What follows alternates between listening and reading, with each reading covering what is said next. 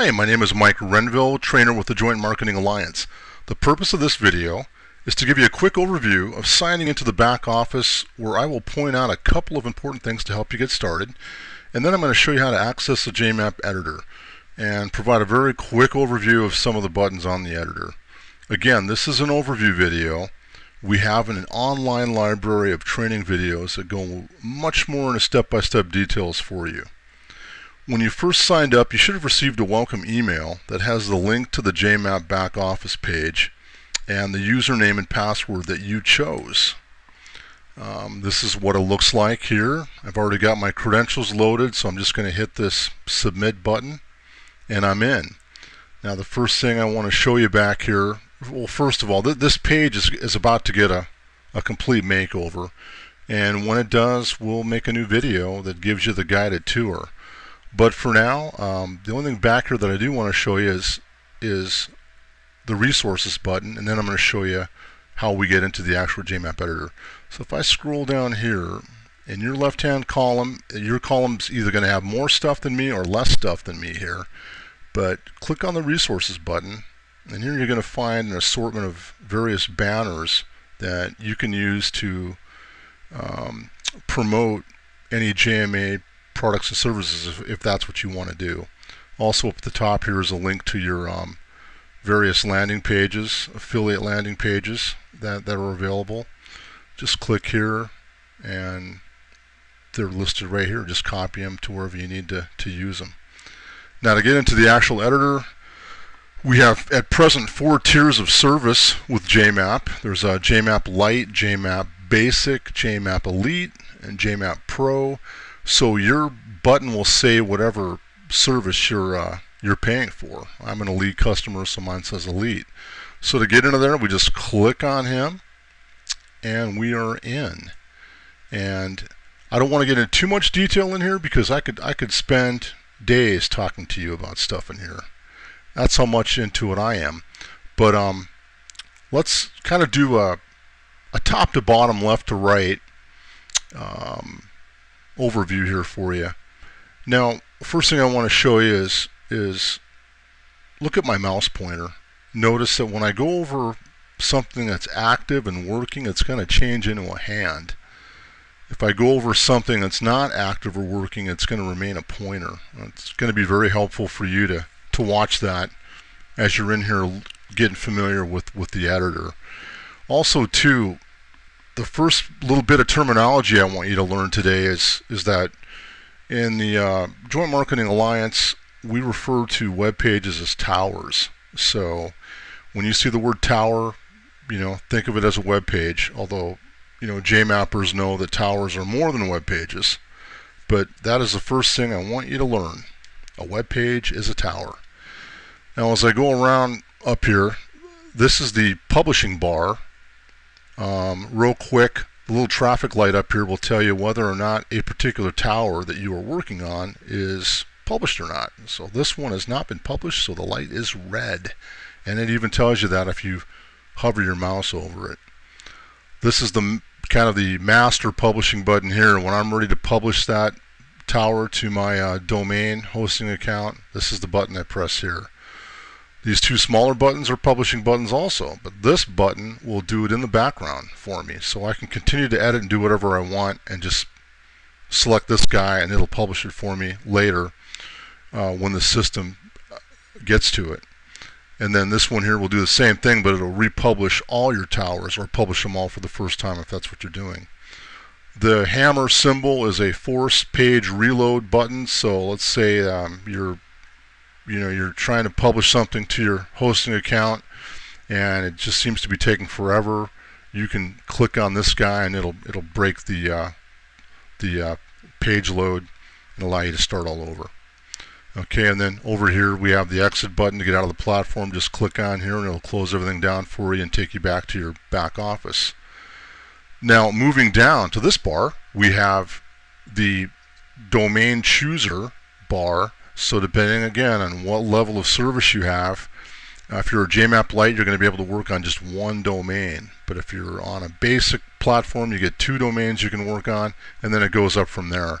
So you would click on this globe and it'll drop down any domains that you have listed for JMap, for the JMap editor to work with.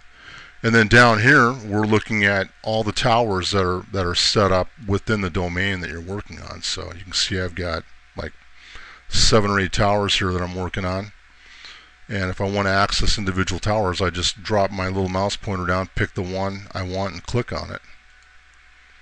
Now, this is the main part of the editor where you do your work. Okay. Well, let me walk you through this, and then I'll take you across and show you some of these buttons too. Okay. Now, the reason we call web pages towers is because they're actually made up of different components that we can edit. And so if you look down here, we call this the current tower content stack. This particular tower I'm working on has a header, you know, the little graphical image at the top of the tower that you see when you look at it online. Then you've got your main page, which is the main part of the main meat and potatoes of my website, right? And then we have, it's kind of a JMap only concept, we have stuff that's down below the main page.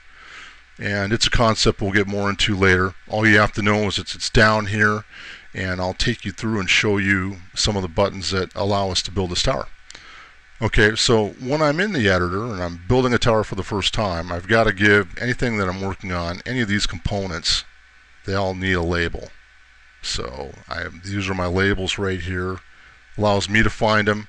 It's mandatory.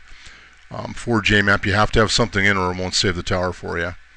The type button is where you decide, is this a header, is this a main page, is this stuff that'll go down below. Title, description, body.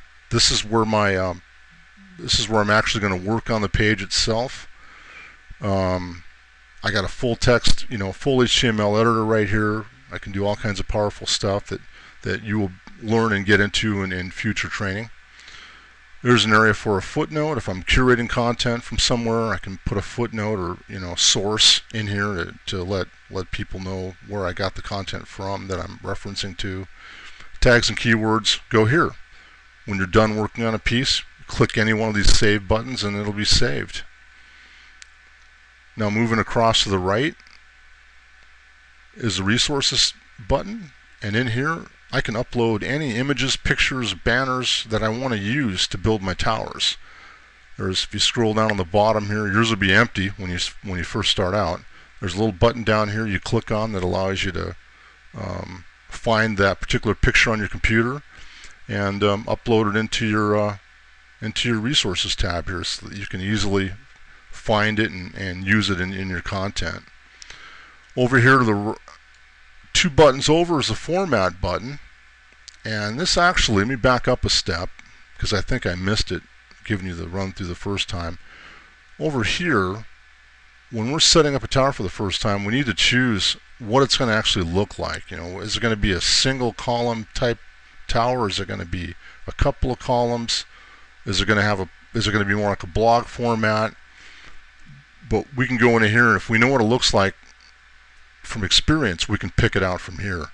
But if you don't know what it looks like, you can click on this format button, and within here you'll see some graphical pictures of what they actually look like. So you can see here's the blog format here that we have, and then here are different configurations that are single column. One of them has this particular guy has your stuffed area collapsed, and you'll know what that means down the road, so don't worry about it right now. These particular configurations or formats have multiple columns, as you can see. Here's a column, there's a main body, there's a column. Great for widgets and stuff that you may want to put in. And over here to the right is a settings button. All I want you to do at this point in time is go into here, make sure your profile information is correct, update it if you have to, and that's it. Don't touch any more of these buttons back here until you've received some JMac basic training and even some more advanced training, because they're just going to confuse you and get you into trouble until then. Well, that's about it for this video tutorial. Thank you very much for watching, and we'll see you on future videos.